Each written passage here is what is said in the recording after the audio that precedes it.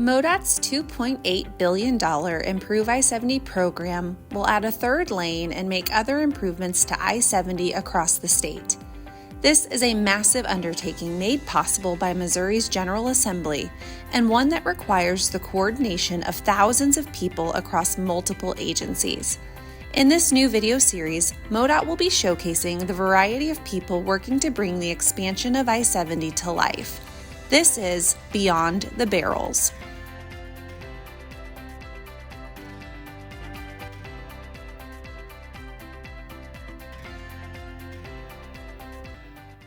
I'm Steve Ehlmann, St. Charles County Executive.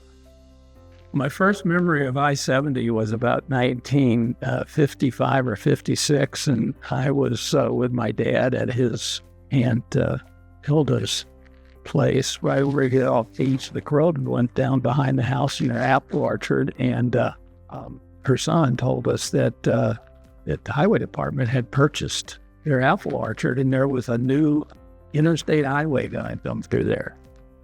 And of course, it seemed all pretty amazing. At that time, there was a 2-lane bridge leading to St. Louis, and 2 years later, there was a superhighway, 2 lanes in each direction. Well, again, because I-70 has been so critical to the past history of the county and will continue to be absolutely essential. 50% of the sales taxes that are collected in St. Charles County are collected 1 mile either side of I-70. It's the lifeblood of the county, but I-70 remains the most important, both commercially and for transportation purposes, I think, in the county. Well, the railroad bridge. We had money earlier. We could have started and gotten the railroad bridge finished by now, but we'd had to tear everything up for 18 months to do it. It would have been finished, and then we'd tear it up again to do the 3 lanes.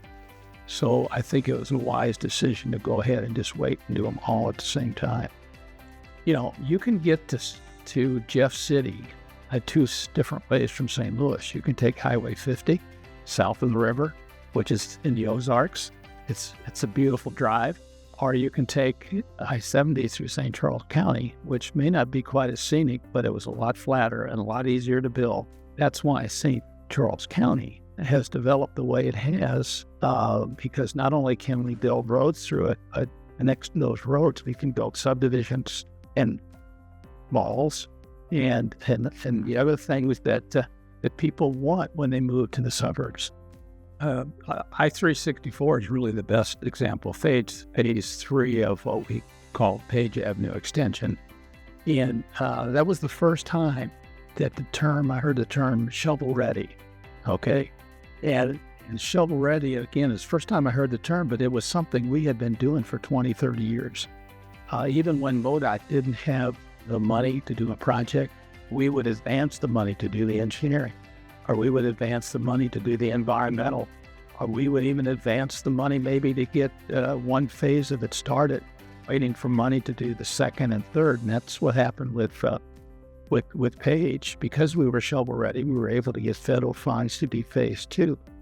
Phase 3, I'm not sure it would be finished even today if we hadn't sat down with MoDOT and they agreed that they had the revenue to do half of the project. So we got the cities to cooperate, we got East-West Gateway to cooperate, we had MoDOT's cooperation, and the county road board coming up with the final money, and that's the reason that was built when it was.